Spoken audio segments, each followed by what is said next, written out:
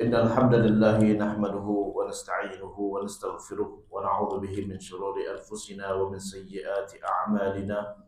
من يهده الله فلا مضل له ومن يضلل فلا هادي له. أشهد أن لا إله إلا الله وحده لا شريك له وأشهد أن محمدا عبده ورسوله لا نبي بعده صلى الله عليه وعلى آله وأصحابه ومن تبعهم بإحسان إلى يوم الدين. أما بعد رب اشرح لي صدري ويسر لي أمري واحلل عقدة من لساني يفقهوا قولي. Bapak-bapak, ibu-ibu, para hadirin dan hadirat jamaah Masjid An-Naml Menara Jam Sostek yang dimuliakan Allah Subhanahu wa taala. Sebentar lagi kita akan masuk bulan Ramadan, yang mana bulan Ramadan adalah bulan yang terbaik, tidak ada yang lebih baik daripada Ramadan. Satu-satunya bulan yang Allah sebut namanya dalam Quran hanya Ramadan. Kita akan menemukan nama bulan Muharram, nama bulan Safar, Rabiul Awal sampai Dzulhijjah yang kita cuma temukan di dalam Quran hanya Ramadan. Ini menunjukkan kelebihan dari Ramadan. Allah Subhanahu wa taala berfirman, "Syahrul Ramadan alladzi unzila fihi al-Qur'an hudan lin-nasi wa bayyinatin minal huda wal furqan." Bulan Ramadan, bulan yang mana diturunkan di dalamnya Al-Qur'an sebagai petunjuk pembeda antara yang hak dan yang batil. Hudan lin-nas wa bayyinat, dan penjelas dan pembeda antara yang hak dan yang batil. Di bulan Ramadan, sebagaimana kita tahu, ada kewajiban yaitu puasa Ramadan. Ulama sepakat puasa Ramadan hukumnya wajib. Tidak ada perbedaan pendapat antara ulama terkait dengan wajibnya puasa Ramadan. Dan ulama sepakat juga yang mengingkari kewajiban Ramadan hukumnya murtad, keluar dari Islam. Kenapa? Karena kita nggak boleh berbeda pendapat dalam hal yang sudah disepakati ulama. Dalil tentang kesepakatan ini ada di dalam Al-Quran, yaitu Allah Subhanahu wa taala berfirman, "Ya ayyuhalladzina amanu kutiba alaikumusiyam kama kutiba alal ladzina min qablikum la'allakum tattaqun." Wahai orang-orang yang beriman, telah diwajibkan kepada kalian berpuasa sebagaimana telah diwajibkan kepada umat-umat sebelum kalian agar kalian menjadi orang yang bertakwa. Dari ayat ini bisa kita ambil kesimpulan bahwa puasa bukan hanya diwajibkan kepada umat Islam, tapi telah diwajibkan kepada umat-umat sebelumnya. Yang kedua, puasa diwajibkan untuk orang yang beriman, yang tidak beriman tidak diwajibkan. Yang ketiga, tujuan daripada puasa adalah menjadikan kita bertakwa kepada Allah Subhanahu wa taala. Apa hubungan atau korelasi antara takwa dengan puasa? Puasa melatih kita menjaga makanan dan menjaga kemaluan. Karena di saat kita puasa, kita nggak makan, nggak minum, dan tidak berhubungan suami istri. Artinya apa? Di saat kita puasa, kita melatih diri untuk tidak makan makanan sendiri, tidak minum minuman sendiri. Artinya kalau kita sudah terlatih untuk tidak makan makanan sendiri, otomatis kita nggak makan harta orang lain. Kita nggak makan harta haram. Di rumah kita banyak makanan, di rumah kita ada minuman, nggak ada yang lihat sama sekali, kita sanggup untuk meninggalkan. Apalagi kalau itu harta orang lain, apalagi kalau itu adalah harta yang diharamkan. Dan juga kita tidak berhubungan dengan istri sendiri.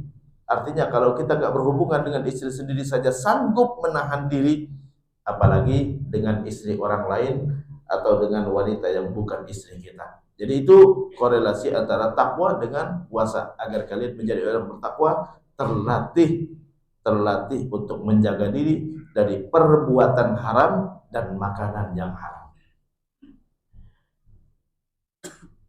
Puasa Ramadan ditetapkan atau diwajibkan setelah masuk Ramadan. Bagaimana kita menetapkan kapan Ramadan? Sekarang hari ini tanggal 13 Februari bertepatan dengan 14 Sya'ban. Artinya nanti tanggal 29 Sya'ban pemerintah akan melakukan ru'yatul hilal. Ustaz, emang ru'yatul hilal itu harus? Itu yang disebutkan oleh Rasulullah dalam hadis. Ulama sepakat nggak ada perbedaan. Hadisnya ada di Bukhari, ada di Muslim. Sumu li ru'yatihi wa aftiru li ru'yatihi. Berpuasalah dengan melihat bulan dan beridul fitrilah dengan melihat bulan. Ustaz, melihat di situ nggak harus dengan mata. Kalau dalam ilmu usul fikih, hamdul lafz alal haqiqah, bahwa kata-kata ditafsirkan dengan makna yang sebenarnya. Namanya melihat itu dengan mata. Tidak bisa ditafsirkan dengan selain yang sebenarnya kecuali tidak memungkinkan.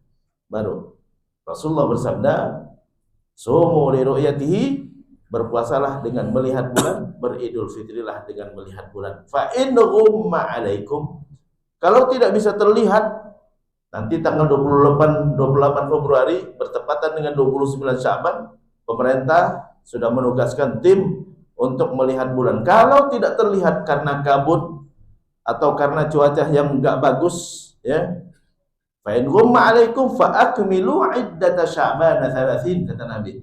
Maka tunda 1 hari. Puasanya ditunda 1 hari. Jadi puasa kita nanti Ramadan kalau tidak tanggal 1 Maret atau tanggal 2 Maret. Ya. Kalau terlihat bulan di tanggal 28 Februari, maka jatuh Ramadan 1 Maret. Kalau tidak terlihat, maka akan menjadi tanggal 2 Maret. Kemarin ada yang bilang, Ustadz, tahun ini Masehi sama Ramadan sama-sama tanggal 1. Ya, belum pasti, nanti. Pastikan tanggal 28 Februari nanti akan terjadi ru'yah. Kalau tidak terlihat bulan, maka kita tunda. Kalau terlihat, kita besoknya langsung Ramadan, yaitu tanggal 1 Maret. Setelah pasti kapan Ramadan, apa yang harus kita pahami terkait dengan puasa? Yang pertama adalah terkait dengan rukunnya. Rukun puasa itu ada 2. Yang pertama niat. Semua ibadah harus pakai niat. Kalau enggak pakai niat, maka tidak dicatat sama Allah Subhanahu wa taala. Rasulullah dalam hadis pernah bersabda, "Innamal a'malu binniyat." Amal hanya diterima jika disertai niat.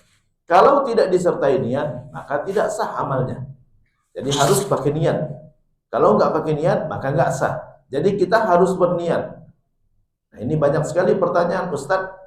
Kalau begitu kita berniat kapan?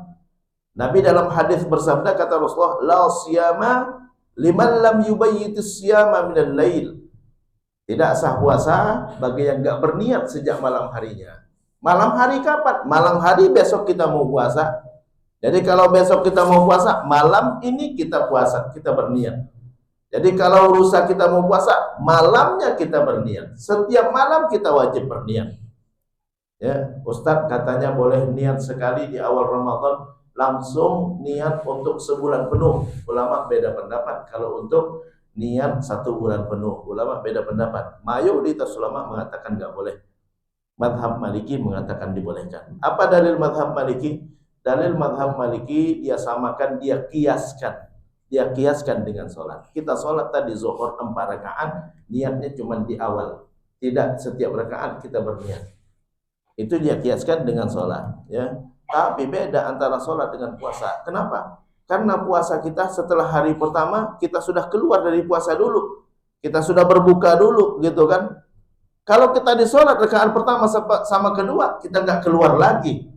Kita nggak salam dulu, nggak, ya, langsung nyambung rakaat kedua, langsung nyambung rakaat ketiga, langsung nyambung rakaat keempat, nggak ada salam di rakaat pertama. Jadi nggak perlu lagi kita niat. Tapi kalau puasa, setiap hari kita berbuka sudah keluar dari puasa. Kalau sudah keluar dari puasa, mau masuk puasa lagi, niat lagi. Jadi niat tiap malam, jangan lupa. Niat itu tempatnya di hati, ya. Niat tempatnya di hati. Apa yang harus kita lakukan saat kita berniat? Melintaskan di dalam hati 4 kata, tidak boleh kurang. Kalau kurang maka nggak sah. Ini rukun niat ada 4. Pertama, ya, al-azmu, ya, atau al-qasdu, yaitu kita bermaksud mau melakukan ibadah dengan sengaja. Aku berniat, aku sengaja, aku bermaksud. Itu harus terlintas dalam hati. Ya, artinya orang Muslim kalau beribadah tidak boleh beribadah tanpa sengaja, harus sengaja. Aku berniat, aku sengaja, atau aku bermaksud. Salah satu dari 3 kata itu. Yang kedua, at-ta'yin, sebutkan ibadahnya. Ibadah apa? Aku berniat puasa Ramadan. Aku berniat sholat zuhur. Aku berniat puasa Senin. Aku berniat puasa Kamis. Sebutkan nama ibadahnya. Artinya orang Muslim di saat beribadah dia harus tahu ibadahnya apa. Ya, ibadahnya apa. Nggak cukup dengan aku berniat puasa, nggak cukup. Kenapa? Karena puasa banyak. Ada puasa Senin, ada puasa Qadha, ada puasa Kamis, ada puasa Asyura, ada puasa Arafah, ada puasa Ramadan, ada puasa Syawal, ada puasa lain-lain. Ya, puasa Nazar, ente mau puasa yang mana? Karena puasa banyak, tentukan salah satu dari puasa. Jadi nggak sah kalau kita cuma mengatakan aku berniat puasa. Tidak. Aku berniat puasa Ramadan, harus disebutkan secara spesifik, harus ta'yin, yaitu menentukan salah satu dari ibadah yang ada yang sama, ya. Jadi puasa banyak, maka sebutkan puasa apa? Puasa qadha, puasa nazar, puasa Senin, puasa Kamis, puasa Asyura, puasa Arafah, gitu kan? Ya puasa apa lain-lain gitu kan. Mau yang mana ente? Pilih salah satu. Sama dengan di saat kita sholat. Gak cukup aku berniat sholat, tidak. Aku berniat sholat zuhur, aku berniat sholat duha, aku berniat sholat tahajud, harus disebutkan. Kenapa? Karena sholat banyak. Artinya orang muslim di saat beribadah harus tahu, harus dengan ilmu. Nggak boleh ikut-ikutan aja, ya. Harus dengan ilmu. Ente mau sholat apa? Ente mau puasa apa? Ente mau sedekah apa ini, gitu kan? Ente mau zakat apa? Ya, zakat mal, zakat fitrah, kan macam-macam, ya. Jadi harus jelas. Jadi orang muslim beribadah itu dengan pengetahuan. Ya, kalau tanpa pengetahuan maka nggak sah. Yang ketiga, di dalam niat dilintaskan al-fardhiyah. Hukumnya fardu atau sunnah, sebutkan. Aku berniat puasa Ramadan, fardu. Aku berniat puasa Senin, sunnah. Aku berniat puasa Kamis, sunnah, gitu kan? Itu dalam hati disebutkan. Yang keempat, dan itu intinya, ikhlas karena Allah Subhanahu wa taala. Harus disebutkan ikhlasnya karena Allah Subhanahu wa taala. Aku berniat puasa Ramadan fardu karena Allah. Ya, kalau mau ditambahin aku berniat puasa Ramadan esok hari fardu karena Allah, lebih baik lagi, ya. Jadi itu terkait dengan niat. Adapun yang diucapkan setiap malam habis sholat tarawih, ya, biasanya dipimpin sama imam, nawaitu shauma ghadin anadai fardhi syahri ramadhana hadhihi sanati lillahi taala. Gak cukup untuk kita berniat. Karena niat itu tempatnya di hati, bukan di lidah. Lidah ente mengucapkan 1000 kali pun, kalau hati ente nggak ngomong, maka nggak dianggap niat. Kenapa? Karena niat itu perbuatan hati, bukan perbuatan lidah. Ya, boleh kita mengucapkan nawaitu shauma ghadin, tapi dalam hati harus disebutkan aku berniat puasa Ramadan fardu karena Allah setiap malam. Kalau nggak berniat, maka nggak sah, ya. Jadi jangan lupa. Kapan kita berniat? Sejak maghrib kita sudah boleh berniat untuk puasa besok hari. Sejak maghrib, ya. Jadi kalau habis buka langsung niat buat besok. Khawatir lupa. Ya, sebelum tidur usahakan jangan lupa niat. Yaitu rukun yang pertama, niat. Jangan lupa setiap malam berniat. Jangan sampai nanti di hari kiamat ternyata catatan puasa kita nggak ada. Ya, jangan sampai nanti di hari kiamat catatan puasa kita nggak ada. Setelah kita dapat kitab dari Allah Subhanahu wa taala, ternyata lo kok puasa Ramadan saya nggak ada. Ente nggak niat kata Allah, ya. Jadi kalau nggak niat, Allah nggak hitung. Ente mau ngapain nggak dihitung sama Allah kalau ente nggak berniat. Maka orang Islam, ya, makanya dalam hadis Nabi mengatakan niyatul mukmin khairun min amali. Niat orang mukmin lebih utama dibandingkan perbuatannya. Lo kenapa? Tanpa niat perbuatan nggak sah. Tapi kalau tanpa berbuat, udah berniat, bisa dapat pahala. Bisa dapat pahala dengan syarat dia nggak mampu melakukannya. Aneh niat mau sedekah tapi duit nggak ada, ya, udah dapat pahalanya. Asalkan memang sungguh-sungguh dan memang nggak mampu saat itu, tapi tahu-tahu dapat duit lalu turun masuk rekening, lah ente lakukan. Lu kenapa? Ente udah niat, sungguh-sungguh nggak niatnya, gitu kan? Ya, kalau memang nggak mampu nggak apa-apa, ya. Udah dapat pahala dari niat tadi. Makanya Nabi dalam hadis mengatakan niyatul mukmin khairun min amali. Niat orang mukmin lebih baik daripada amalnya. Rukun yang kedua dari puasa selain niat adalah menahan diri dari yang membatalkan puasa dari terbit fajar sampai terbenam matahari. Menahan diri dari yang membatalkan puasa dari terbit fajar, dari waktu subuh sampai terbenam matahari. Jadi jangan melakukan yang membatalkan puasa dari subuh sampai maghrib. Sebelum masuk subuh, boleh ente makan, boleh ente minum, boleh berhubungan, boleh melakukan yang membatalkan puasa. Tapi kalau sudah masuk waktu subuh, udah nggak boleh lagi. Ustaz, ada yang nanya, katanya kalau sudah dengar azan masih boleh makan sampai azan selesai.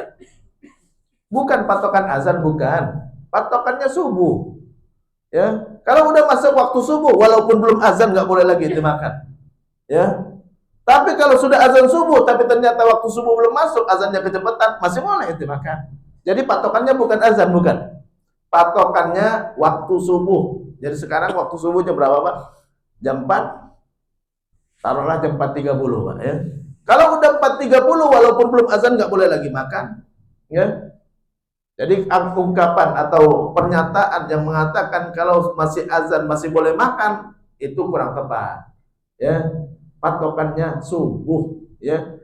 Kata Allah dalam Al-Qur'an, "Kulu washrabu hatta yatabayyana lakumul khaytul abyad minal khaytil aswadi minal fajr." Makan dan minumlah sampai jelas datang waktu fajar. Kalau sudah jelas datang waktu fajar, nggak boleh lagi makan walaupun belum azan. Jadi Allah nggak menyebut azan, ya. Allah menyebutnya sampai jelas datang waktu subuh. Kalau udah jelas datang waktu subuh, nggak boleh, ya, nggak boleh lagi makan. Ada orang yang sahur, Ustaz, aneh sahur, Ustaz. Nggak dengar azan sama sekali. Tiba-tiba pas lihat jam, loh, udah jam 5. Batal puasa ente, ya. Tapi anda nggak dengar azan, kan bukan patokannya azan, patokannya waktu subuh. Kalau jam 5 ente masih makan, berarti nggak puasa ente. Ya, udah lewat setengah jam subuhnya. Jadi patokannya waktu subuh. Menahan diri dari yang membatalkan puasa dari terbit fajar dari waktu subuh sampai terbenam matahari sampai datang waktu maghrib. Terbenam matahari waktu maghrib. Kalau sudah tiba waktu maghrib baru boleh berbuka. Bukan azan juga, ya. Bukan azan juga patokannya. Jangan sampai nanti kita, Ustaz, aneh makan, aneh dengar azan langsung buka puasa, ternyata belum azan, ya. Itu azan dari apa? Dari handphone gitu kan, ya. Ternyata kecepatan azannya. Batal puasanya, ya. Kenapa? Karena itu nggak menahan diri dari batal puasa sampai datang waktu maghrib, ya. Jadi waktu maghrib yang jadi patokan sampai terbenam matahari atau sampai datang waktu maghrib, bukan patokannya azan. Ada yang nanya, Ustaz, kalau kita berbuka itu dengar azan, apakah nunggu azan selesai atau tidak? Nunggu waktu maghrib, ya. Kalau udah waktu maghrib silakan makan walaupun sudah azan, ya. Walaupun sudah azan, ya. Walaupun sedang azan, silakan makan, ya. Dan berbuka sebaiknya dipercepat, ya. Rasulullah SAW dalam hadis bersabda, kata Rasulullah, ya, nazalat ummati fi khair ma'ajjalul fitra wa akharus sahur. Umatku akan senantiasa dalam kebaikan selama mereka mempercepat berbuka. Mempercepat berbuka itu bukan sebelum waktunya. Artinya kalau sudah datang waktunya segera berbuka. Wa akharus sahur, mengakhirkan sahur bukan berarti sampai setelah subuh, bukan, ya. Mengakhirkan sahur artinya usahakan semepet mungkin dengan subuh. Tapi sebelum subuh usahakan cepat berhenti. Itulah waktu imsak, ya. Nabi disebutkan dalam hadis, diceritakan oleh Anas bin Malik bahwa Rasulullah SAW berhenti dari sahur sebelum datang waktu subuh sekitar bisa baca Quran 50 ayat. Ya, baca Quran 50 ayat itu kira-kira 7 kali baca Al-Fatihah, ya. Al-Fatihah itu kan 7 ayat, 7 ya. 7 kali lah, ya.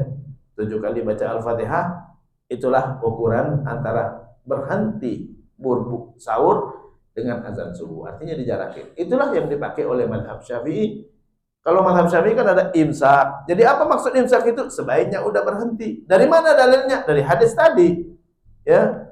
Jadi Anas menceritakan Nabi berhenti dari sahur, ya, sampai datang waktu subuh itu kira-kira bisa baca 50 ayat. 50 ayat itu kira-kira baca Al-Fatihah 7 kali.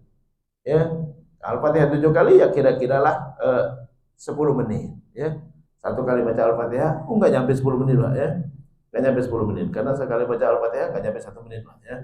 Jadi 7 kali baca Al-Fatihah, itulah ukurannya, ya. Jadi itu puasa, menahan diri dari yang membatalkan puasa sampai terbenam matahari, ya. Itu rukun yang kedua, ya. Apa yang membatalkan puasa? Yang utama yang membatalkan puasa itu 3 yang disebutkan dalam Quran, ya. Yaitu yang pertama makan, yang kedua minum, yang ketiga berhubungan suami istri, ya. Yang ketiga berhubungan suami istri, ya. Fal ana bashiruhunna wabtagu ma kataballahu lakum wa kulu washrabu hatta yatabayyana lakumul khaytul abyadu minal khaytil aswadi minal fajr. Ya, kata Allah, silakan berhubungan, silakan makan, silakan minum sampai datang waktu fajar. Jadi 3 itu yang nggak boleh dilakukan setelah datang waktu subuh, ya. Makan, minum, berhubungan, ya. Yang dimaksud dengan makan dan minum memasukkan apapun ke dalam tubuh kita lewat rongga yang terbuka, bukan hanya lewat mulut, ya. Bukan hanya lewat mulut, lewat telinga, lewat hidung, lewat mata, ya. Lewat dubur, lewat kemaluan, ya. Enggak boleh apapun dimasukkan, Ya, kalau memasukkan apapun lewat lubang-lubang yang terbuka, maka kita sudah masuk kategori makan dan minum. Ya, makan dan minum. Ustaz, dalilnya mana Ustaz? Dalilnya hadis Rasulullah. Kata Rasulullah dalam hadis, wa baligh fil istinsyaq illa an takuna sha'iman. Masukkan air ke hidung sedalam-dalamnya saat engkau berwudu. Kan ada istinsyaq namanya, masukkan air ke hidung ya, kumur-kumur masukkan air ke hidung. Silakan masukkan air ke hidung saat ente berwudu sedalam-dalamnya, kecuali puasa jangan. Kata kecuali puasa, illa antakuna shaiman, kecuali ente puasa, jangan. Ya. Berarti apa? Masuk lewat hidung pun batal. Masuk lewat hidung pun batal. Ya. Masuk lewat hidung pun batal. Ustaz, aneh puasa nyelem. Ya, batal enggak puasanya? Kalau masuk lewat telinga batal. Ya, masuk lewat hidung batal. Lah masuk lewat mata batal, ya. Batal. Kan Anda nggak sengaja Ustaz, ente sengaja nyelamnya. Ente sengaja berenangnya. Ya. Kan bisa ente hindarin itu hal-hal yang bisa ente hindarin. Sama dengan masukkan air ke hidung tadi, ya. Kita masukkan air ke hidung saat berwudu. Masuk, Pak. Ya, batal. Kan Anda nggak sengaja masukin, ente sengaja masukin air ke hidungnya. Ya. Jadi nggak ada kata nggak sengaja kalau ente lakukan. Apapun yang kita lakukan sengaja berarti. Ya, sengaja. Jadi kalau kita puasa, sebaiknya jangan berendam. Sebaiknya jangan mandi yang berakibat masuk lewat telinga, masuk lewat mata, ente hindarin. Kalau ente sudah hindarin, tahu-tahu masuk tanpa kita duga, lain lagi. Itu baru nggak sengaja. Aneh udah hindarin, tapi aneh nggak tahu bisa jadi masuk, gitu kan? Ya. Tapi kalau kita sengaja berendam, pakai ini ya, masuklah lewat telinga, Pak. Ya, lewat mata. Ya, apalagi kalau dikocorin, ya, Ustaz. Pakai obat tetes mata nggak boleh karena masuk, Pak, ya. Emang airnya ada keluar lagi netes, Pak? Enggak, ya, langsung masuk ke dalam mata, ya. Apapun masuk lewat rongga yang terbuka maka membatalkan puasa. Dalilnya apa? Hadis tadi, ya, kata Rasulullah, silakan masukkan air ke hidung saat ente berwudu, ya, tapi jangan kalau sudah puasa. Berarti nggak boleh masuk lewat hidung pun batal, ya. Itu terkait dengan membatalkan. Jadi makan, minum, berhubungan. Termasuk kategori berhubungan juga, termasuk kategori berhubungan, kita melampiaskan nafsu sehingga keluar mani sengaja, ya, dengan sengaja. Ya, onani membatalkan puasa.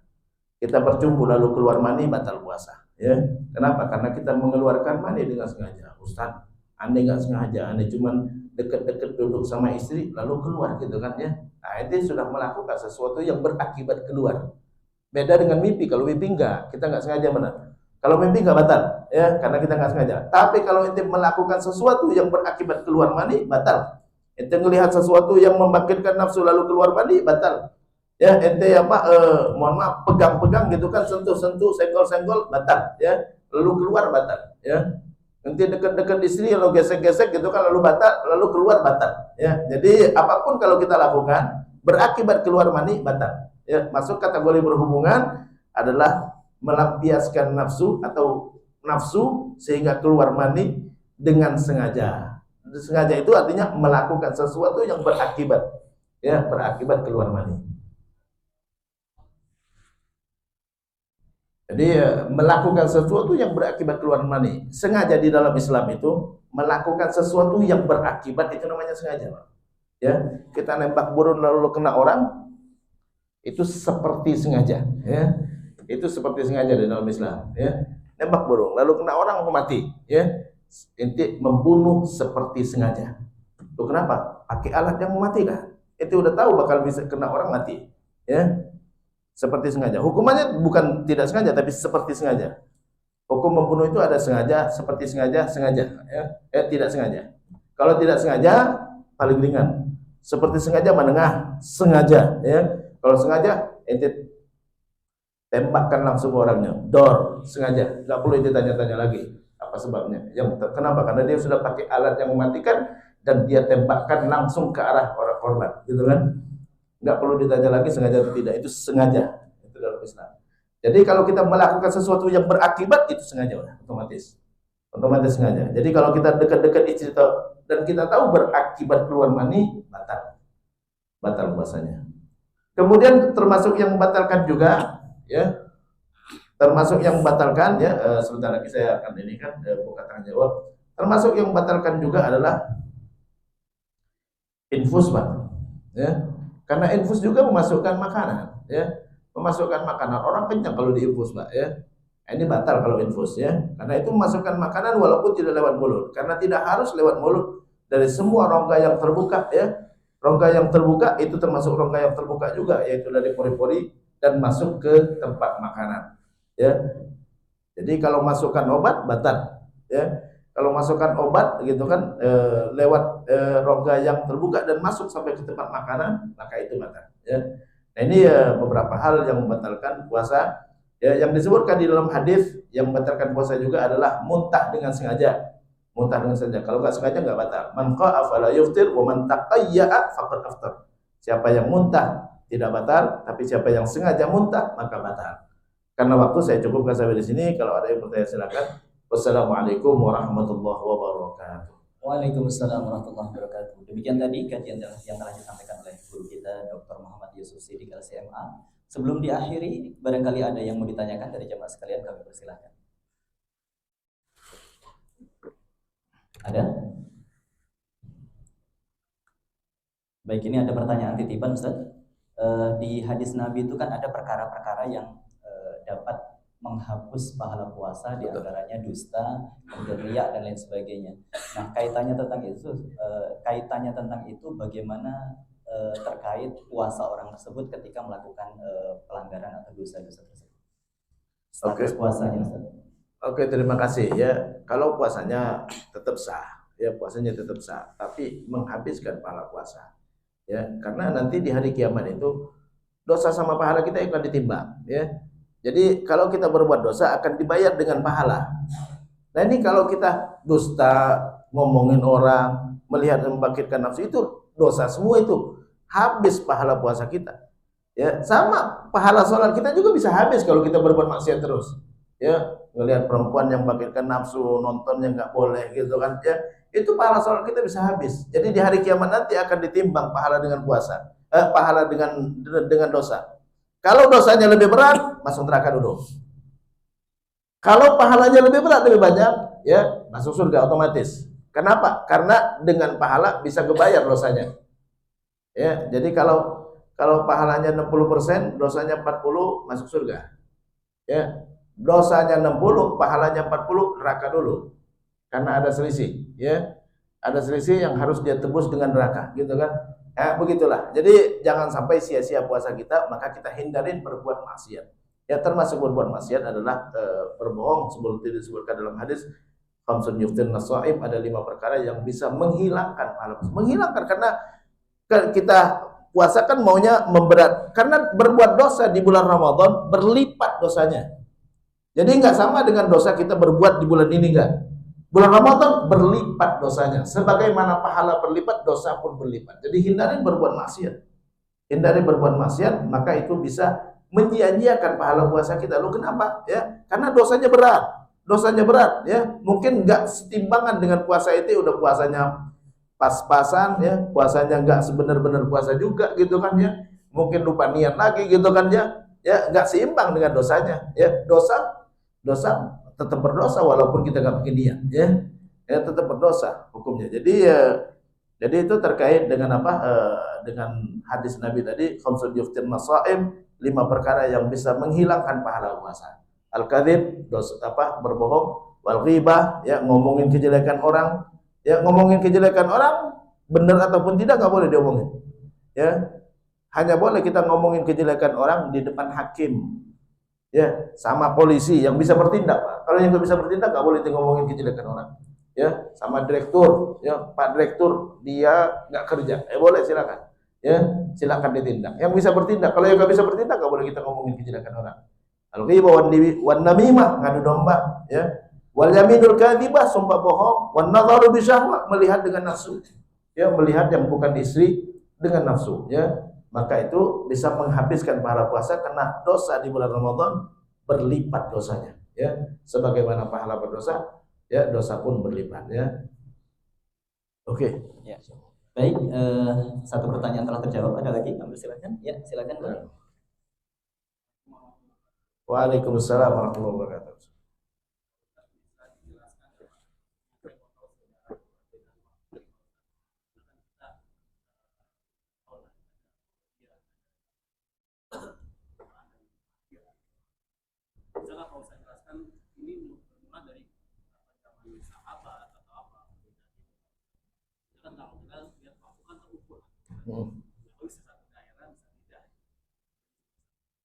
Oke, terima kasih ya. Begini ya, eh, kalau hisab itu hitungan manusia, kalau ru'ya itu yang kita saksikan langsung. Ya, kalau ada yang cerita si fulan meninggal, ente belum lihat fotonya, gitu kan, belum lihat beritanya langsung di TV, masih ragu. Ya, tapi kalau kita udah lihat langsung, itu yang yakin. Yakin itu yang ditangkap panca indera. Ya. Jadi dulu di masa Rasulullah selalu pakai ru'yah. Ulama sepakat sebenarnya nggak ada perbedaan bahwa menetapkan Ramadan hanya dengan ru'yah. Itu ulama udah sepakat. Yang ulama beda pendapat kalau dilakukan ru'yah, lalu bulan nggak terlihat. Jadi bulan nggak terlihat, apakah kita tunda 1 hari atau kita hisab? Jangan-jangan bulan sudah ada tapi nggak terlihat karena kabut. Itu yang ulama beda pendapat. Jadi ulama nggak berbeda pendapat. Sekarang kita harus ru'yah. Itu nggak ada perbedaan pendapat antara ulama. Jadi nggak ada perbedaan pendapat antara ulama bahwa sekarang harus ru'yah, nunggu ru'yah tanggal 28 Februari. Ulama baru berbeda pendapat kalau 28 Februari tidak terlihat bulan, apakah kita tunda Ramadan atau coba kita hisab? Jangan-jangan bulan sudah ada tapi nggak terlihat. Itu baru ulama ada dua pendapat. Baru ulama ada dua pendapat. Jadi nggak ada hisab sekarang. Hisab itu nanti tanggal 28. Menurut ulama, silakan dibaca di kitab fikih manapun. Ya, hisab itu baru ada nanti tanggal 28. Tetap sekarang ini kita ru'yah, coba lihat bulan. Kalau bulan terlihat, patokannya ru'yah, gitu kan? Kalau bulan tidak terlihat, nah apakah kita tunda? Mayoritas ulama mengatakan ditunda 1 hari. Tapi ada sebagian ulama, ya, sebagian ulama yang mengatakan kita hisab. Jangan-jangan bulan udah ada tapi tidak terlihat, gitu kan? Kan bisa aja karena kabut, gitu kan? Jadi itu terkait dengan perbedaan hisab, ya. Jadi menurut saya bisa jadi kesimpulan saya salah. Tidak ada ulama yang mengatakan boleh hisab sekarang. Hisab itu nanti tanggal 28 Februari, ya. Silakan dibaca di kitab fikih manapun dari mazhab manapun. Hisab itu baru ada tanggal 28 nanti. 28 buktikan ada bulan atau tidak. Tidak ada bulan, ya. Apakah ditunda atau kita hisab? Itu yang ulama beda pendapat. Ada dua. Ya. Sebagian mengatakan tunda karena hadisnya mengatakan kalau tidak terlihat maka tunda 1 hari. Itu hadisnya begitu. Tapi ada lagi yang mengatakan, ayo kita hisab, kita hitung, jangan-jangan bulan sudah ada tapi tidak terlihat. Gitu kan? Jadi itu terkait dengan hisab, ya. Nah, itu menurut kesimpulan saya, ya. Wallahu a'lam. Baik, satu lagi. Ada lagi? Masih ada? Baik, karena tidak ada pertanyaan, alhamdulillah pemaparan materi sudah disampaikan dan pertanyaan juga sudah terjawab. Kami atas nama pengurus dan jamaah Masjid An-Amal mengucapkan jazakumullah khairal jazaa. Terima kasih yang sebanyak-banyaknya pada guru kami Ustaz Dr. Muhammad Yusuf Siddiq LCMA atas waktu dan ilmu yang telah diberikan. Untuk menambah keberkahan majelis ini, mari bersama-sama kita tutup dengan doa kafaratul majelis. Subhanakallahumma wa bihamdika asyhadu an la ilaha illa anta astaghfiruka wa atubu ilaik. Wassalamualaikum warahmatullahi wabarakatuh. Waalaikumsalam warahmatullahi wabarakatuh. Bismillahirrahmanirrahim.